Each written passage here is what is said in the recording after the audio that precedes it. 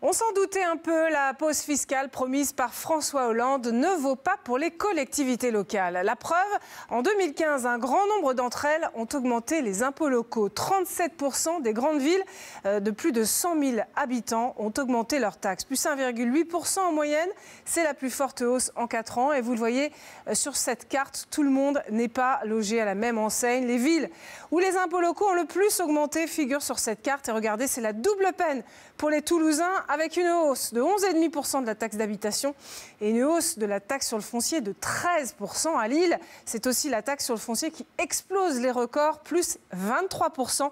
L'addition est salée aussi à Lyon, à Bordeaux et à Marseille. Les élus locaux, qui pour la plupart avaient pourtant promis une stabilité fiscale, pointent la baisse des dotations de l'État français qui doit faire des économies, dont 3,7 milliards d'euros pris en charge par les collectivités locales cette année, en 2016 et en 2017. C'est ce qui explique pour la plupart des maires il y a des difficultés à financer des grands investissements, par exemple des chantiers de construction.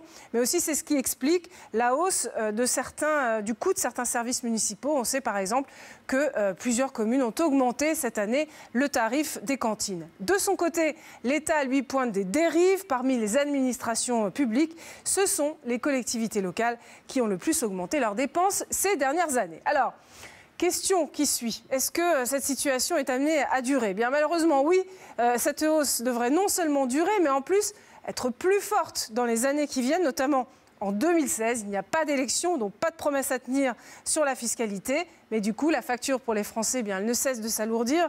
Jugez plutôt en 10 ans, en tenant compte de la hausse des taux d'imposition et de la hausse du nombre de logements, la facture des impôts locaux est passée de 28 à 47 milliards d'euros. C'est une hausse de 70%.